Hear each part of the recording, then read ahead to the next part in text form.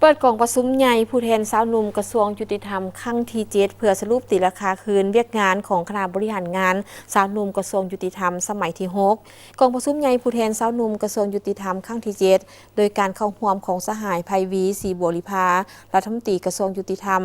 สหายมอนไซลาวโมซงเลขาคณะบริหารงานศูนย์กลางสาวหนุ่มประชาชนปฏิบัติลาวพร้อมด้วยคณะบริหารงานสมาชิกสาวหนุ่มกระทรวงยุติธรรม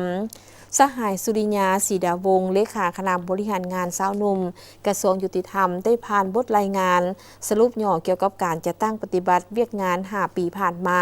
ภายใต้การซี่นำพาโดยกงและหอบด้านของขันเทิงวางออกอย่างเข้มงวดเป็นต้นแมนการเอาใจใส่และถือเอาเวียกงานศึกษาอบรมการเมืองแนวคิดด้วยการปลุกระดมนำพาและสร้างเงื่อนไขให้สมาชิกสาวหนุ่มเข้าร่วมเคลื่อนไหวกิจกรรมต่างๆที่ถูกมอบหมายให้คณะบริหารงานสาวหนุ่มได้ยกสูงความรับผิดชอบของตนและสุกยู่หน่วยหากฐานคณะหากฐานและสมาชิกสาวหนุ่มให้มีความเข้มแข็งและนักแน่น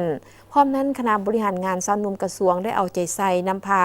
การจะตั้งปฏิบัติข้อแข่งขันซีบุ๊กที่ทางศูนย์กลางสาวหนุ่มประชาชนปฏิบัติลาววางออกที่ติดพันกับขบวนการหักษาและพัฒนา